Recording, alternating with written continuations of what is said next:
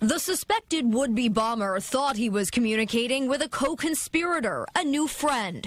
Turns out it was an undercover member of the FBI. His alleged intent was to attack the White House and other targets of opportunity in the Washington, D.C. area by using explosive devices, including an improvised explosive device, an anti-tank rocket. The year-long investigation into Hasher Jallal Taheb began with a tip from someone who knew him, who told police the 21-year-old had become radicalized.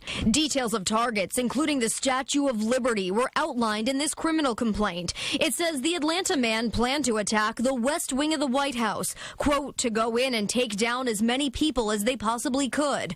The Washington Monument and the Lincoln Memorial were also on his radar. The FBI says Taheb used an encrypted social media messaging app and code words in text to convey his intentions. Grocery shopping referred to the effort to amass weapons. Groceries was code for weapons. They say he used potato for ordered explosives. And they say when he wrote wanting to know how far the cooking oil spreads when the fries are cut, he was asking about the reach of his bombs. FBI agents say they made the arrest in a parking lot in Georgia today after they say Taheb went to exchange a vehicle for some semi-automatic assault rifles and 3 explosive devices. Federal authorities believe he came up with this plot all on his own. Following a major developing story, a planned attack on the White House. Natisha?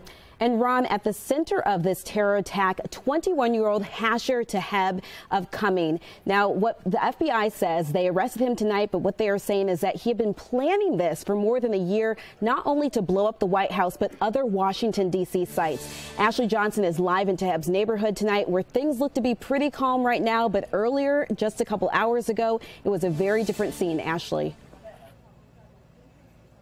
Natisha, that's right. Investigators were out here swarming his home behind me. The FBI wrapped up their raid just hours ago, but neighbors I spoke with say they're in shock as details of Taheb's plan laid out in this lengthy affidavit come to light.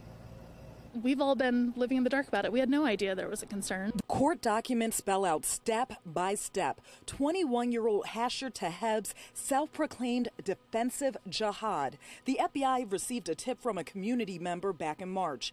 FBI undercover employees reached out after seeing he was selling his car. He thought all along they were fellow radicals, and that's how they got the inside scoop on his plan to carry out his mission. The affidavit says he had a hand-drawn diagram of the West Wing of the White House and planned to blow it up by using assault backpacks filled with explosives that could be set off by a cell phone.